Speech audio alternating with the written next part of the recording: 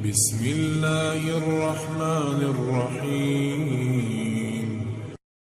لا شريك لك لبيك عرفات مکہ سے باہر ایک میدان ہے۔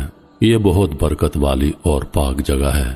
اللہ تعالیٰ نے اس جگہ کی قسم بھی کھائی ہے۔ حج کرنے کے دوران یہاں وقوف کرنا ضروری ہے۔ عرفات کے میدان میں نہ جائیں تو حج قبول نہیں ہوتا۔ جبل رحمت، جو کہ عام طور پر جبل عرفات کے نام سے معروف ہے، مکہ مکرمہ کے مشرق میں واقع گرینائٹ کی ایک چھوٹی سی پہاڑی ہے۔ اسی پہاڑی پر نبی اکرم صلی اللہ علیہ وآلہ وسلم نے خطبہ حجۃ الوداع دیا تھا۔ اس کی تاریخی حیثیت یہ ہے کہ حضرت آدم علیہ السلام اور حوا علیہ السلام جنت سے زمین پر بھیجے جانے کے 200 سال کے بعد اسی مقام پر دوبارہ ملے۔ اس پہاڑ کے ارد گرد کے میدان کو میدان عرفات کہا جاتا ہے۔ مقام عرفہ یا عرفات مکہ مکرمہ کے جنوب مشرق میں جبل رحمت کے دامن میں واقع ہے، جہاں وقوف کرنا جیسا حج کا بنیادی رکن ادا کیا جاتا ہے۔ یہ میدان مکے سے تقریباً 16 کلومیٹر کے فاصلے پر ہے۔ میدان عرفات سال کے 354 دن غیر آباد رہتا ہے اور صرف ایک دن 8 سے 10 گھنٹوں کے لیے 9 ذی الحجہ ایک عظیم الشان شہر بن جاتا ہے۔ یہ 9 ذی الحجہ کی صبح آباد ہوتا ہے اور غروب آفتاب کے ساتھ ہی اس کی تمام آبادی رخصت ہو جاتی ہے اور حجاج ایک رات کے لیے مزدلفہ میں قیام کرتے ہیں۔ دور جاہلیت میں قریش نے حرم سے متعلق دیگر بدعات کے علاوہ مناسک حج سے وقوف عرفات کو بھی خارج کر دیا تھا۔ اسلام سے پہلے دیگر لوگ تو عرفات جاتے، لیکن قریش مزدلفہ سے آگے نہ بڑھتے اور کہتے ہم اہل حرم ہیں، اس لیے حرم کی حدود سے باہر نہیں نکلیں گے۔ لیکن حضور پاک علیہ الصلوۃ والسلام حجۃ الوداع کے موقع پر ارشاد خداوندی کے تحت عام لوگوں کے ساتھ خود بھی عرفات تک گئے۔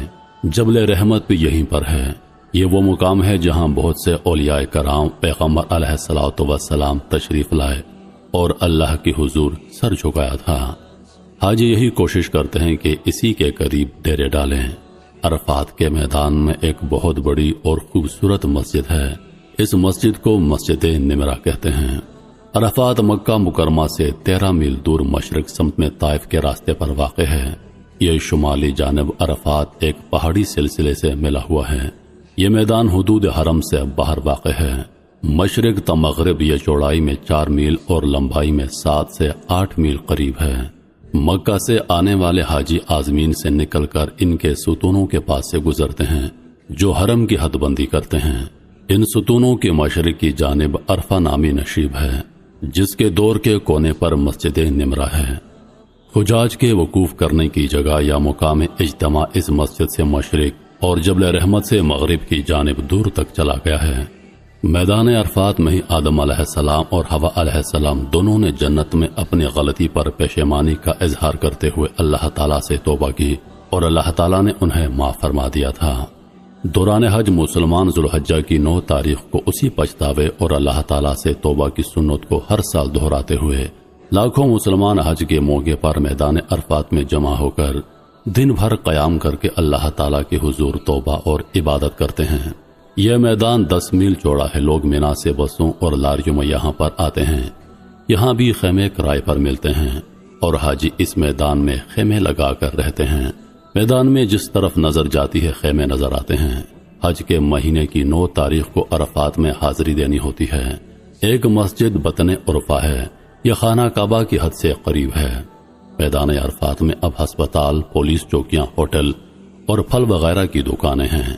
نہر زبیدہ بھی یہیں پر ہے۔ اب یہ نہر اوپر سے ڈھانپ دی گئی ہے۔ پہلے اس میدان میں دور دور تک پانی اور کھانے پینے کی چیزیں نہیں ملتی تھیں، لیکن اب انسانی ضرورت اور سہولت کی ہر چیز مل جاتی ہے۔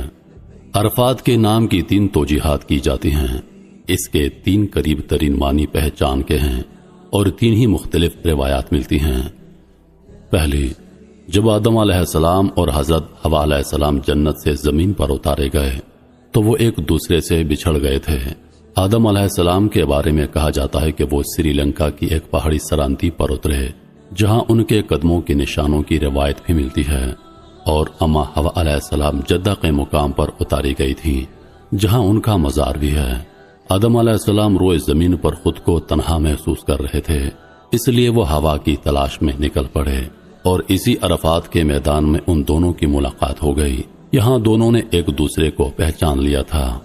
دوسری توجیہ یہ ہے کہ حضرت ابراہیم علیہ السلام کو حضرت جبریل علیہ السلام نے مناسک حج سکھائے تھے، جو انہوں نے جان لیے تھے، اسی جاننے کو عرفہ کہا جاتا ہے۔ تیسری توجیہ اس نام کی یہ ہے کہ اس مقام پر لوگ اپنے گناہوں کا اعتراف کرتے ہوئے توبہ اور استغفار کرتے ہیں۔ روزے محشر یہیں پر برپا ہوگا اور دنیا کے تمام لوگ اللہ کو پہچان لیں گے۔ ارشاد باری تعالیٰ ہے، جب تم عرفات سے لوٹو تو مشعر حرام کے پاس ذکر الہی کرو۔ خاتم الانبیاء صلی اللہ علیہ وآلہ وسلم نے خطبہ حجۃ الوداع یہیں پر ارشاد فرمایا تھا، اور اسی دوران آپ پر یہ قرآنی آیت نازل ہو گئی تھی کہ آج کے دن ہم نے تمہارے لیے دین کو مکمل کر دیا اور تم پر اپنا انعام تمام کر دیا اور تمہارے لیے دین اسلام کو پسند کیا۔ یہاں مسلمانوں کو 3 خوشخبریاں سنائی گئی ہیں: تکمیل دین، تکمیل قرآن اور اللہ تعالیٰ کا دین اسلام کو پسند کرنا۔ ان خوشخبریوں سے پہلے ہی مسلمان درجہ ذیل وجوہات کی بنا پر سرشار تھے۔ صحابہ کا حضور کے ساتھ حج کرنا، جمعے کے دن جمع ہونا اور عرفات کا میدان ہونا۔ اسی میدان میں ایک مشہور تاریخی پہاڑ جبل رحمت ہے۔ یہاں سرکار دو عالم نے وہ تاریخی خطبہ ارشاد فرمایا تھا جسے سن کر صحابہ کرام کو اندازہ ہو رہا تھا کہ شاید یہ آپ کا آخری خطبہ ہو۔ آپ بار بار ارشاد فرما رہے تھے، مجھ سے مناسک حج سیکھ لو، شاید اس حج کے بعد میں کوئی اور حج نہ کر سکوں۔ حدیث مبارکہ میں آیا ہے کہ حضور علیہ الصلوۃ والسلام نے عرفہ کی شام کو میدان عرفات میں امت کی مغفرت کی دعا مانگی اور بڑی گریہ وزاری کی، جس کے جواب میں رحمت الہی جوش میں آئی اور ارشاد ہوا، میں نے تمہاری دعا قبول کر لی اور جو گناہ بندوں نے میرے کیے ہیں وہ معاف کر دیے ہیں، البتہ جو ظلم ایک دوسرے پر کیے ہیں ان کا بدلہ لیا جائے گا۔ مسجد نمرہ میں نبی اکرم صلی اللہ علیہ وآلہ وسلم نے عرفات کے دن ظہر اور عصر کی نمازیں ملا کر پڑھی تھیں۔ اس وقت یہ جگہ بھی ایک چٹیل میدان تھی۔ عرفات کا دن اور عرفات کا میدان مبابرکت زمان اور مکان ہیں جہاں اللہ تعالیٰ کی جانب سے ہمارے پیارے نبی صلی اللہ علیہ وآلہ وسلم پر خوشخبری نازل ہوئی تھی کہ اسلام کا دین مکمل اور امت پر شریعت کی تکمیل کا عظیم نعمت پورا ہوا۔ رسول پاک نے اپنے اس تاریخی خطبے میں مسلمانوں کو صرف اتحاد کے لیے نہیں بلایا بلکہ اتحاد و اتفاق قائم کرنے، اتحاد و اتفاق کے موانع اور اختلافات کے اسباب مثلا خون بہانا، مال غصب کرنا، جہالیت کے عادات کو اپنانا، سود کھانا، نسب پر فخر کرنا، عورتوں پر مظالم اور ان کے حقوق کو پامال کرنا وغیرہ کے بارے میں پرلطیف وصیت کی تھی۔ یہی وہ میدان ہے جہاں پر قیامت کے بعد حشر کا میدان برپا ہوگا۔